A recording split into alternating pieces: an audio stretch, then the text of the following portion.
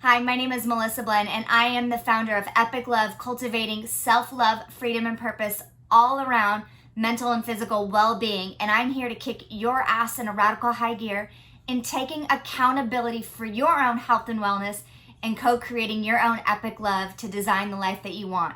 This week, we are talking about your environment either sets you up for success or it ultimately sets you up to fail.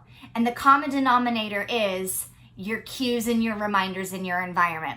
And upcoming, I'm going to be doing a couple webinars on environment by design, mastering the art of success. That's right. How do you change and ship-shape your environment to master success when it comes to health and wellness? Little do we know, our environments play a significant role on our mental cues in order to actually start moving in the direction that we want when it comes to our mental and physical well-being. Think about it. How much do you actually set your environment up for success when it comes to your health and your wellness?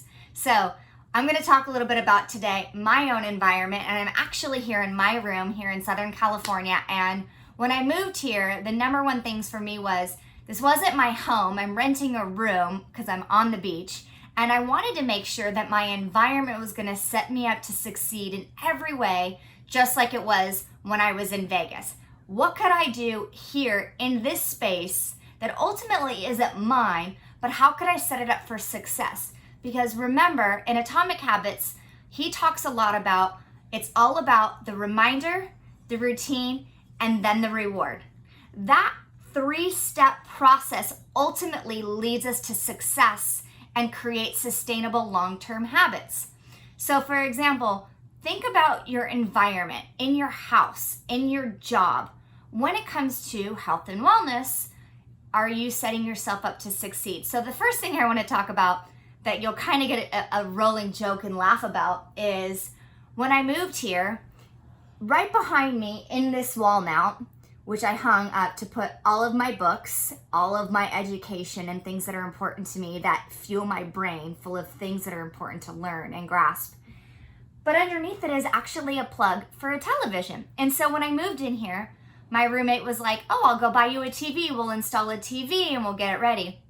I was graciously kind enough to say thank you, but no thank you. And he was like, well, why don't you want a TV in your bedroom? And I said, well, the reason why I don't want a television in my bedroom is because the bedroom is for two things: sleep and sex. Yes, that is a sex toy. So let's talk about setting the environment up for success, and sex. So I ultimately knew that in my environment and in my room, I literally wanted it to be designed for two things: to get a great night's sleep and also to have better sex. Now, granted, I'm not in a container of a relationship. Yes, I'm actively dating, but as I've mentioned into prior blog posts that epic self-care ultimately leads to better sex. Well, ultimately, I'm in this course called The Well-Fucked Woman right now, and it's all around embodying self-pleasure.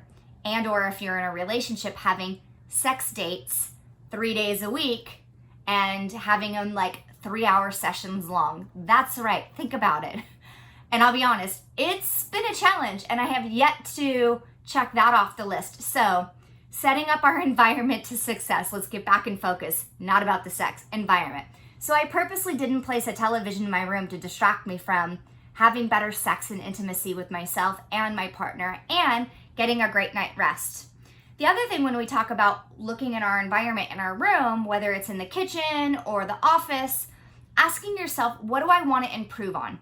What is the area that I want to improve on that I know if I see the verbal reminder, it will set me up for success? So, for example, in my room, I sleep next to my bed with my journal and a book. Now, these things have become staples next to my bed for the last probably 10 years. I got into the practice of journaling every day, if not every other day. So it's right next to my bed. There's a pen next to my bed. And so what that does is it visually cues me that I need to pick up my journal and I need to go in there and do my journal practices. So that is the visual cue that I put in my environment that reminds me to do the process. The sex toy. Yes, it is a visual reminder, and it sits on top of my nightstand next to my bed that, oh, I need to do a sex date with myself. Again, I don't know why I keep saying verbal. Clearly, I love to talk about sex and our environment because it's really, really important when it comes to our mental and our physical well-being. And water. I always keep this flask of water next to my bed to make sure that I'm hydrating and getting enough water. Now, I have a lot of other things in my room. I have a salt lamp over here. I have an eye mask above my bed. I have a candle that's an aromatherapy. I have a scent aromatherapy for bed. So I have things in my environment that are out in visual aspect that cue me to actually check off the behavior, do the routine, and ultimately reward myself. So ask yourself today, what in your environment is set around you that actually is a failure? It is helping you to fail when it comes to your mental and physical well-being. If you have a television and you're struggling with sleep at night, look at that as a possible failure. That's a big indicator that you're not getting adequate rest because you're focused on that all night and your brain is busy, but then you're struggling with sleep. So as I mentioned, I'm going to be doing an amazing webinar coming up called Epic Environment, Mastering the Art of Success. And I would love for you to join me. And if any of this seems interesting to you and you want to go room by room and what are the ways or what are the cues that you can set your environment up for success, join the Epic Love, Epic Environment webinar. And if not, drop me a DM, let's have a conversation and let's evaluate your environment because I don't know about you, my mental and physical well-being has to be filled with self-love rituals and techniques before I can get up, show up, and speak up for other people. And until those buckets are met, I'm actually a miserable bitch. And I'm sure people around you are too. So think about it today. How do you set your environment up for success and not failure? Melissa Blend with Epic Love, cultivating self-love around mental and physical well-being, and I'm here to kick your ass into radical high gear and supporting you on your own health and wellness journey because once you do, everything is love and everything flows easy and effortlessly. Have a kick-ass week.